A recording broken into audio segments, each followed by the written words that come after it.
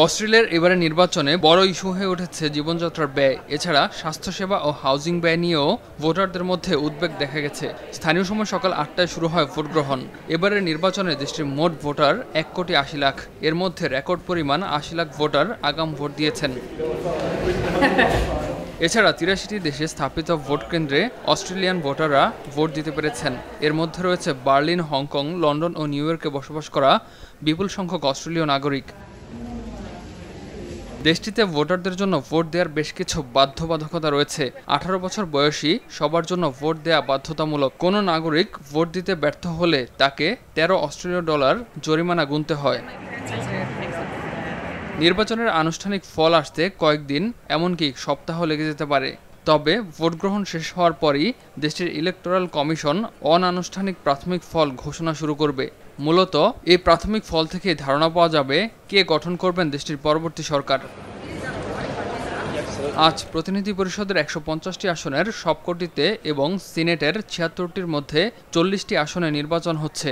দেশটিতে প্রধান রাজনৈতিক দল দুটি, একটি অস্ট্রেলিয়ান লেবার পার্টি, অন্যটি রক্ষণশীল লিবারেল ন্যাশনাল কোয়ালিশন।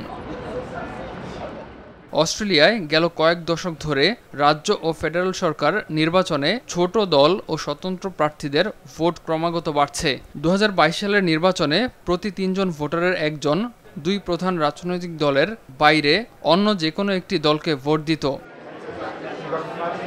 নির্বাচনে দুই বড় দলই জীবনযাত্রার ব্যয় বেড়ে যাওয়া সংক্রান্ত চাপের বিষয়টিকে প্রচারের কেন্দ্রে রেখেছে। তবে জনমত জরিপে দেখা যায়, মার্কিন প্রেসিডেন্ট ডোনাল্ড ট্রাম্পের শুল্ক নীতির কারণে বিশ্বজুড়ে যে অনিশ্চয়তা তৈরি হয়েছে তা দেশটির ভোটারদের কাছে নির্বাচনী প্রচারণার প্রধান ইস্যু হয়ে উঠেছে।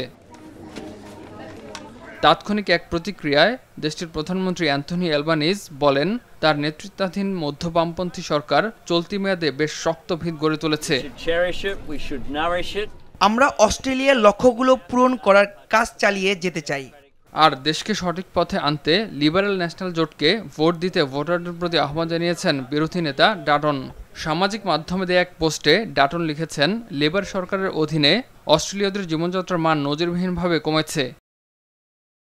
ইমতিয়াজ আহমেদ, RTV।